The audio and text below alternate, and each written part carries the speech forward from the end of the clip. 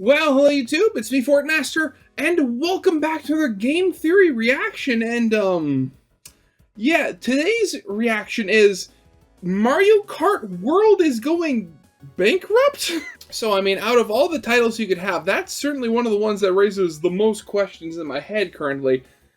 Mainly because, well, I mean, I don't know how, Mario Kart usually works. I mean, I know how it usually works. I'm talking about in-world. But, like, I know that the newest one, Mario Kart World, on the Switch 2, is open world. Which I'm still a bit confused how that actually works. But, I mean, with the Switch 2 being so expensive, I'm not going to get a chance to actually play it anytime soon, even if I wanted to. With it being open world, I would have assumed it would be, like, a place where, like, you can drive in the world between, like, go-kart tracks, or you'll have some races where they're, like, just on a road with that's, like, one lap, essentially, just from beginning to end. So, like, how are they basing it off going bankrupt? Is it like, oh, the prizes you get are so extravagant that, the entrance fee isn't enough to support it, or, like, sponsors? Like, honestly, I have no idea what this could be about, or how it would even work.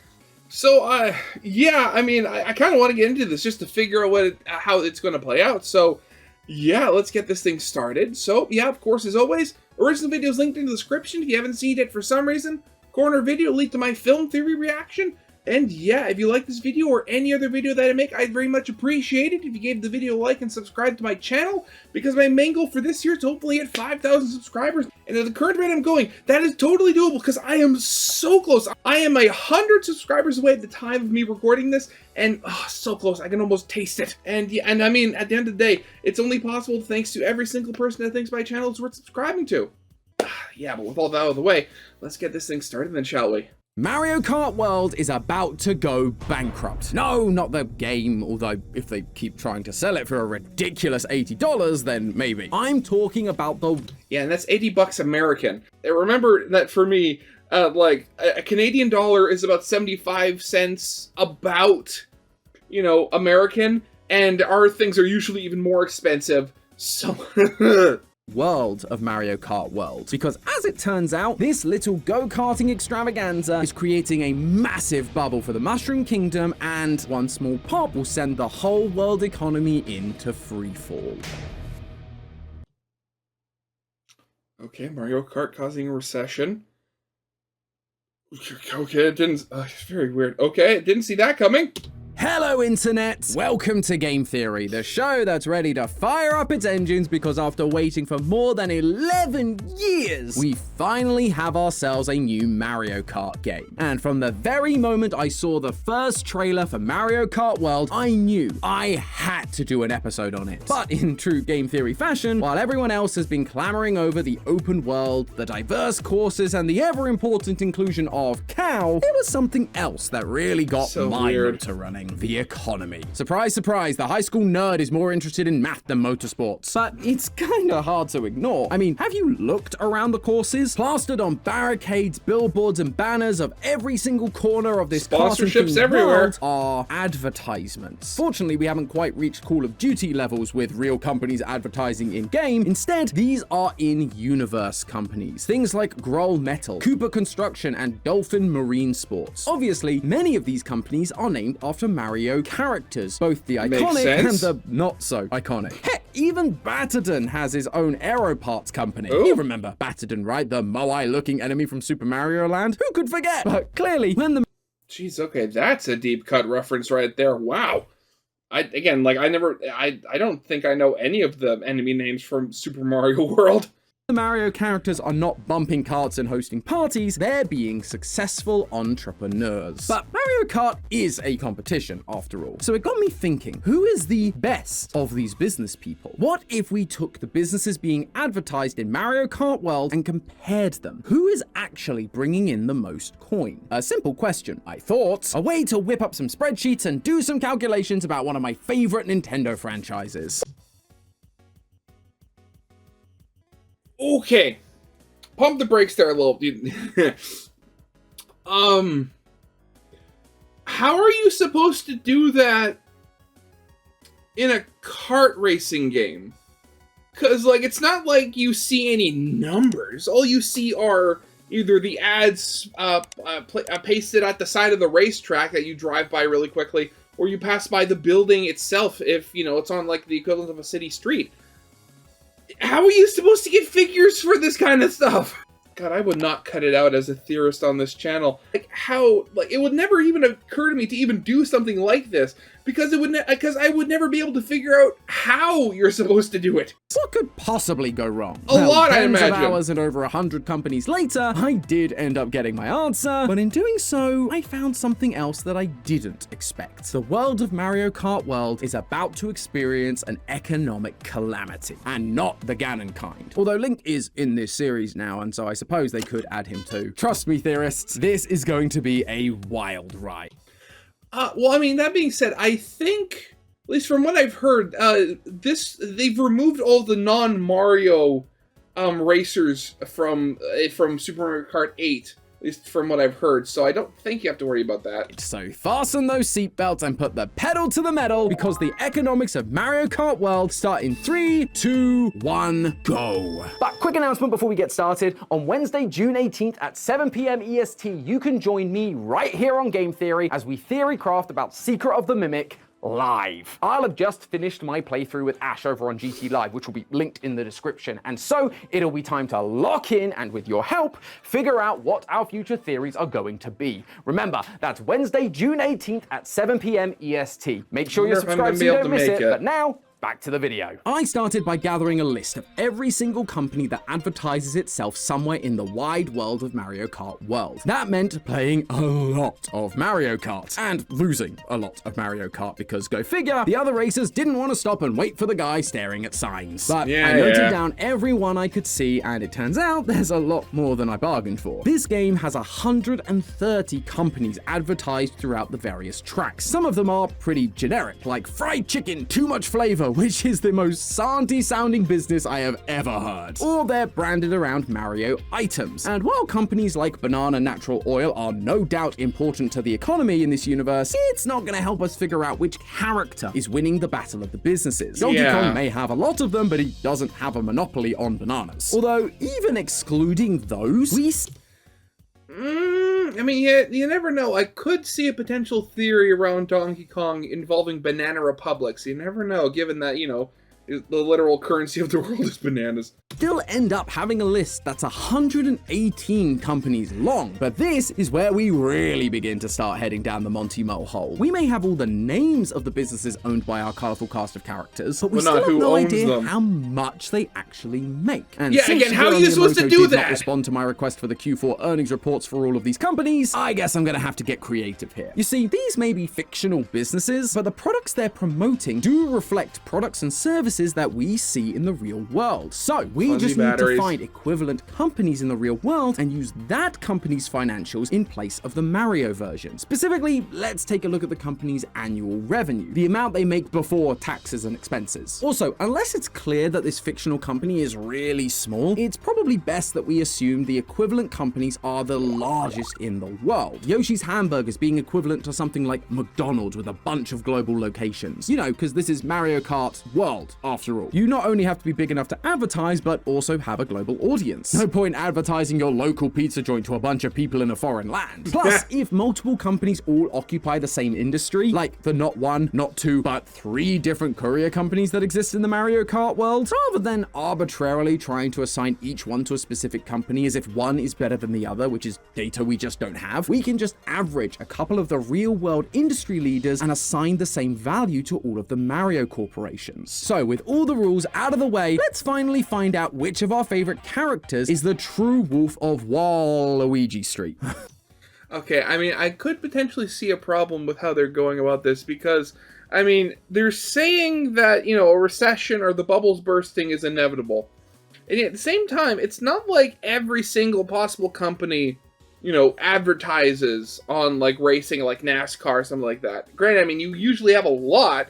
Like, I've seen some of those cars where they're just covered in various different, you know, ads. But it's not like every single company out there advertises on races and stuff like that. So, definitely gonna be interesting how this goes. And who better to start us off than Mr. Jumpman himself, Mario. It is his name on the box, or the virtual game card. Anyway, I thought that would make figuring out his financial status the easiest, but Mario actually has some pretty diverse business dealing. If we take a look at the ads around the track, we can see 5 companies that bear the iconic plumber's name. The first, longtime fans of Mario Kart should recognize, and that's Mario Kart TV, the media company that's responsible for filming and broadcasting all of the karting shenanigans. The closest IRL equivalent to that would be something like ESPN, the US-based sports channel that airs Formula 1. Honestly, that is kind of funny, because, like, you forget how potentially, I mean, mainly because of, like, games like Paper Mario, stuff like that, where you see their house being rather small, but potentially, I mean, with how many times Mario has saved the princess, you'd imagine that is, like, that would mean a lot of royal favors, so to speak, so that could help in business. And, again, in Mario World, well, in Wario Land, and, like, in various other games, like, especially Mario World, it's literally like Mario has his own country, technically. And they have an annual revenue of approximately $16 billion.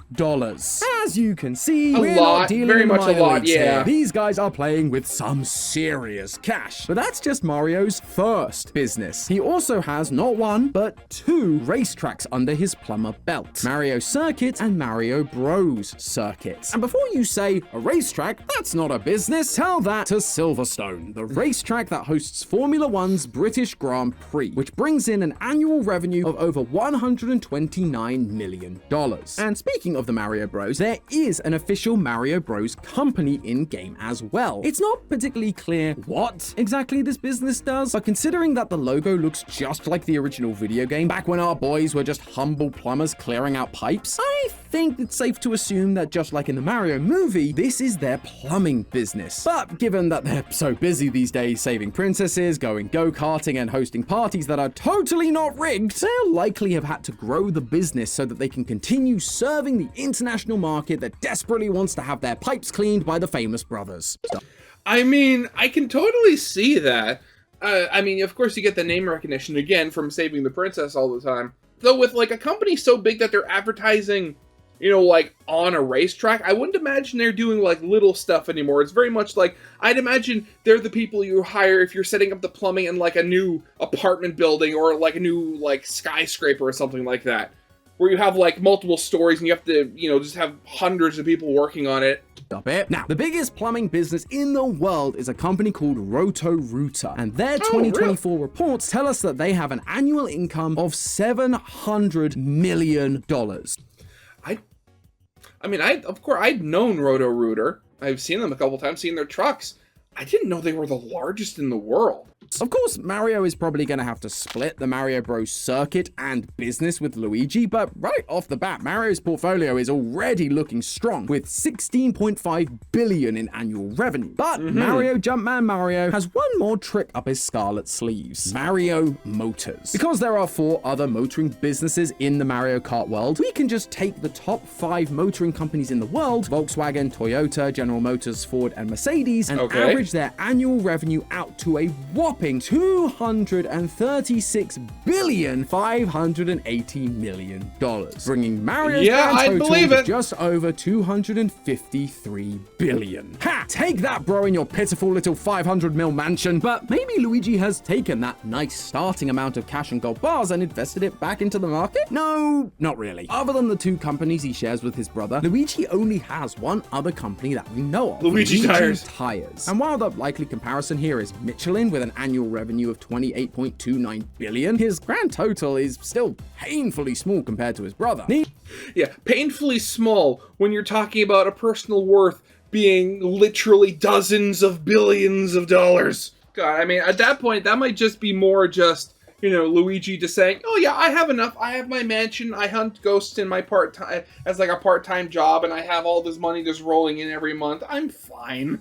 Needless to say, Mario may be a jerk, but Luigi isn't helping himself on the brains front. The rest of the Mario cast vary wildly in their numbers. Daisy, with her air freshener business and shared patisserie with Peach, only sits at $1.5 billion. Yoshi hits $26 billion with Yoshi's Hamburgers, and Toad stands at a cool $65 billion. Yeah, actually, I'm just thinking, when you have, you know, these companies that are owned or potentially owned by, like, literal royalty, do you think you could classify them as being state-owned enterprises? Because, like, given that, you know, the Mushroom Kingdom and stuff like that are, you know, literal kingdoms, would they count potentially as literal crown corporations? Dollars.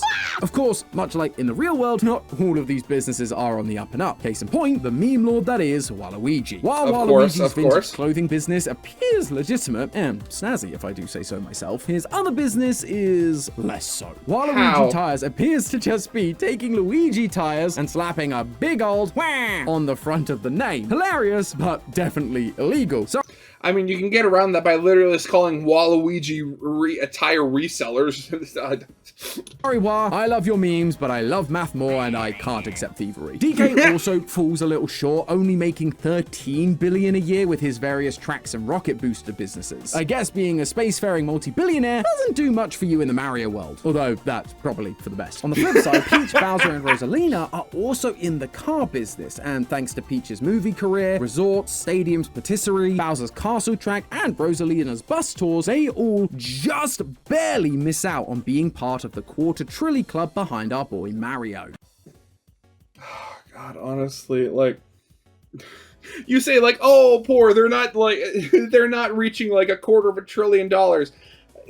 It is, like, honestly, like, it makes me cringe inwardly a little bit, just because you're talking about personal wealth of just such absurd amounts. However, you may be shocked to learn that actually none of these characters are sitting atop the entrepreneurial podium. Yep, even Mario with his 253 billion doesn't even scratch third place. So who does? Well, second and third actually came as a bit of a surprise because they aren't part of our more famous group. These two obscure characters only have one business each, but those companies, to use a car metaphor, are lapping the field. The number 3 overall business person and number 3 overall company is everyone's favorite money bag, literally Coin Coffer. Coin Coffer Bank is seemingly the only bank in the Mario Kart. Okay, the literal bank, yeah, I can definitely see that. Our world, and so it's only right to compare it to our own international financial giant, JP Morgan Chase, whose annual revenue is $278.9 billion a year, and the second largest company in all of Mario Kart World, with an estimated revenue of $329 billion, belongs to the most memorable character in all of Mario, Hotfoot. Yeah, you guys know Hotfoot, right? The little flame guy that jumps from the candles in Mario Bros. 3. Well, I guess he was able to take the royalties he made from that game to make Hotfoot Gasoline, the ExxonMobil of this, checks notes, karting world. If only he'd invested in one more business, then his single business wouldn't have lost to the man who stands tall at the top of the leaderboard. 10 feet tall, to be exact. Of course, it's Wario. Of course. I mean, out of all these characters, which one of them has a personality purely based off of greed and the acquisition of wealth?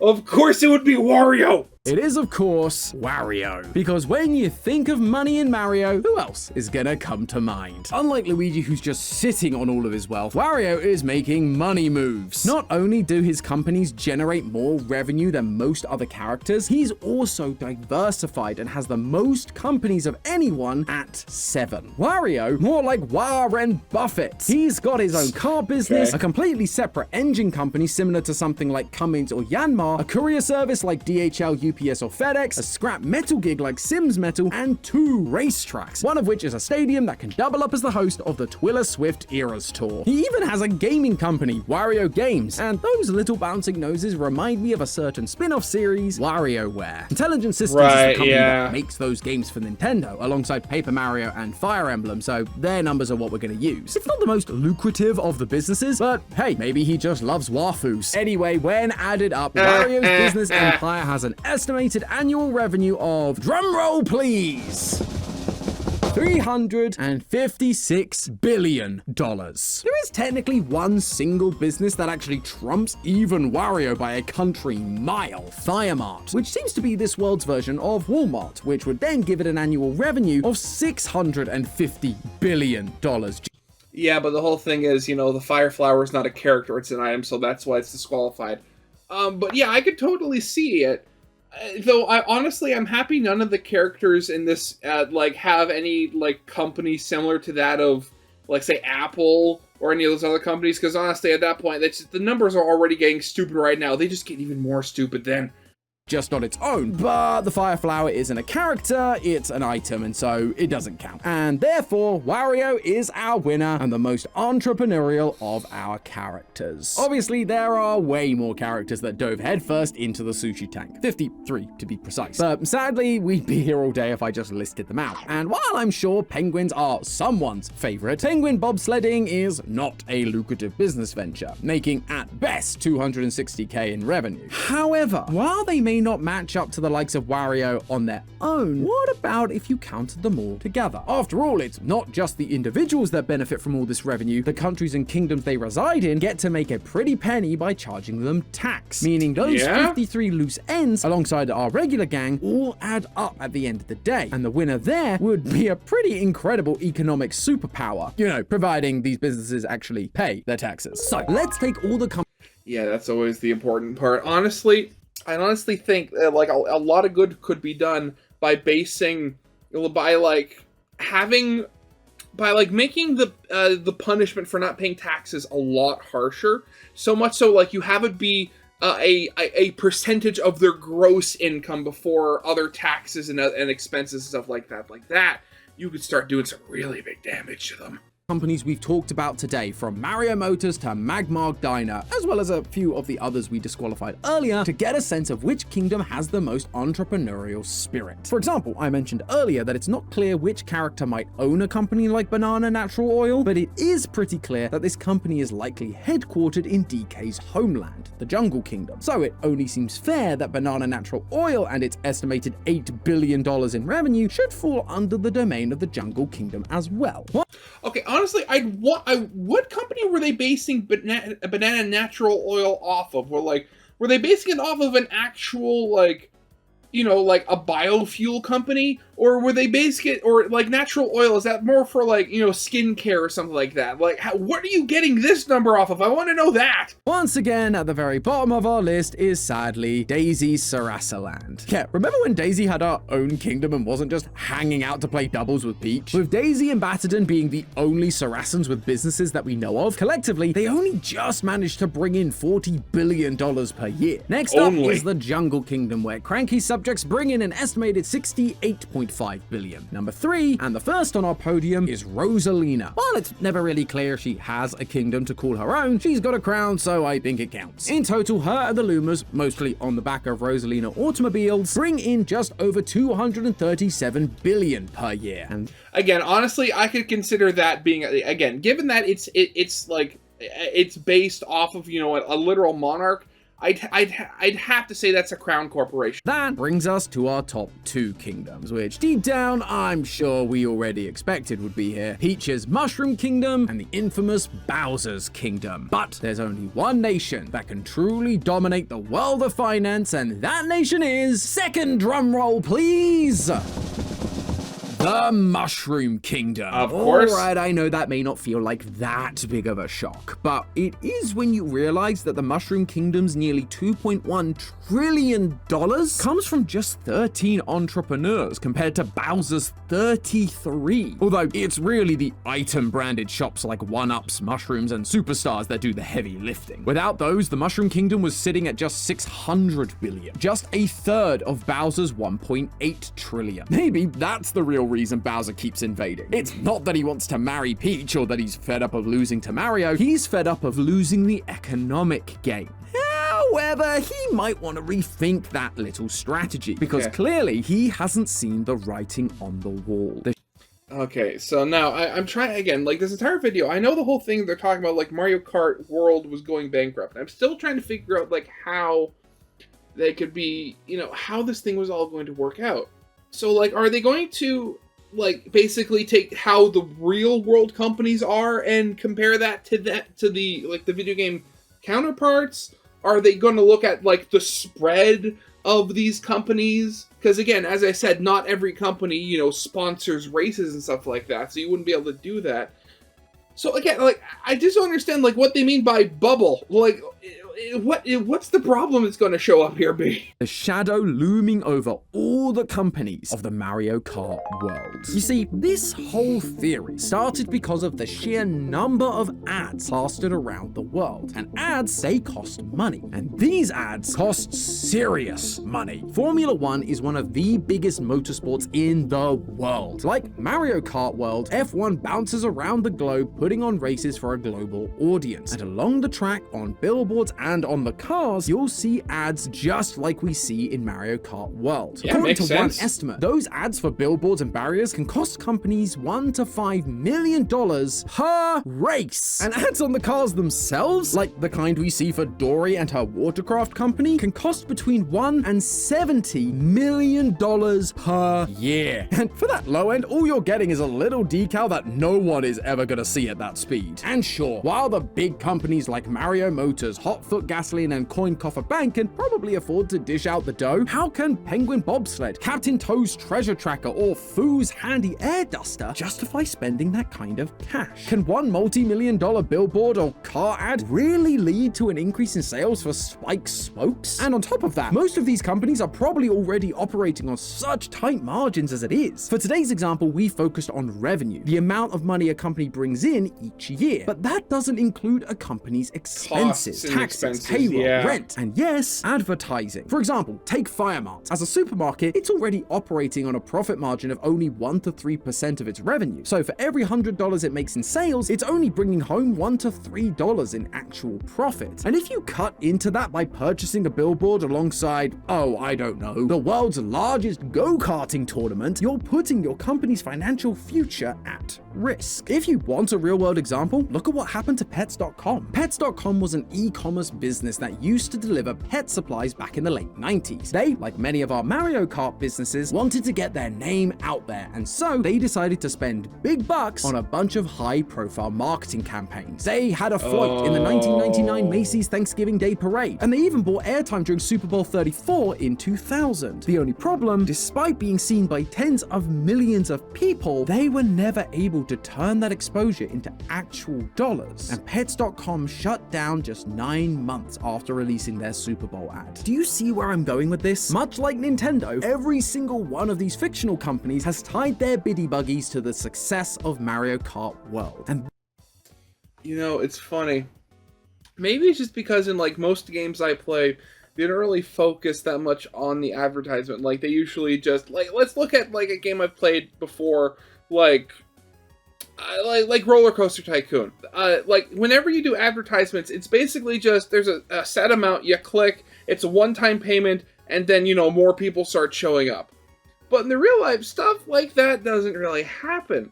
You can have, you know, marketing campaigns that work really well, but then you have the equal chance where a marketing campaign will just not do anything. And the idea that you have so many companies trying so hard to advertise on these races that the cost of which could potentially bankrupt many of them in as like not in like less than a year after the said race. Like, I really have to wonder, like, who was the financial consultant that gave all of these, like, companies the thing that's like, oh, you know what's going to help you? You have to advertise on Mario Kart. It's going to be perfect, you know.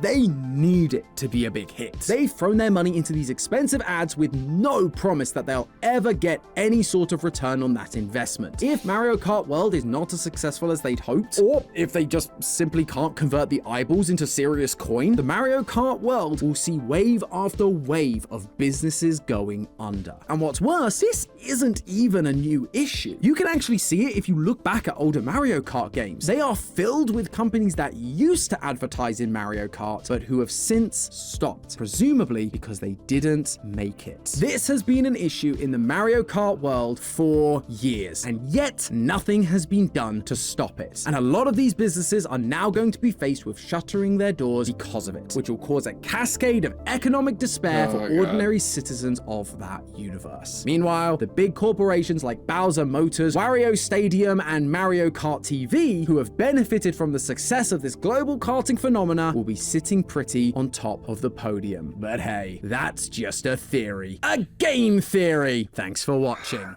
Like, again, like, maybe it's just because I don't watch racing, like, whether it's, like, Formula 1, NASCAR. I'm not into car racing, so I don't usually get exposed. Like, honestly, the most exposure I've ever gotten to racing was from cars. So, I mean, this whole video was very much, you know, out of my league a little bit. But just the idea that, again, like, and that's the whole thing with, like, advertising.